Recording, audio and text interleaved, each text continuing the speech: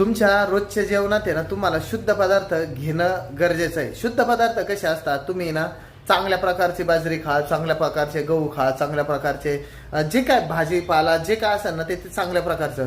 तुम्ही असं कधी बघितलं, हा तुम्ही आता देवाला काही प्रसाद चढवता, काहीतरी करता, आपण पेढेच का चढवतो, आपण शुद्ध पदार्थच का चढवतो, घरी जरी बनवला ना आपण म्हणतो की नाही ना देवाला आधी बाजूला काढून ठेवा मग आपण वापरतो, बरोबर. तर असं का बरं, कारण त्याच्यानं त्याचा ऑरा असतो.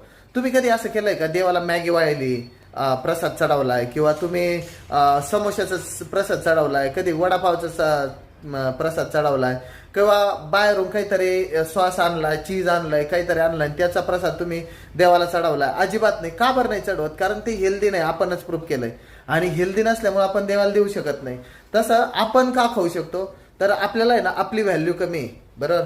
तर आपली व्हॅल्यू जर चांगली असेल ना तर आपण ते खाऊ शकत नाही. हेल्दी राहण्यासाठी आपल्याला काय करावं लागेल, स्वतःला त्या पद्धतीनं मॅनेज करावं लागेल. तर तुम्हाला खाण्याच्या सवयी लावायच्या, वजन कमी करायचं, वजन वाढवायचं, तर नक्की मी तुम्हाला शिकवू शकतो. खाण्याच्या सवयी होऊ शकतात आणि वजन कमी होऊ शकतं, वजन वाढू शकतं. दिवाळी संपली तर दिवाळीनंतर वजन कमी करायचं असेल ना तर तुम्ही नक्की विचार.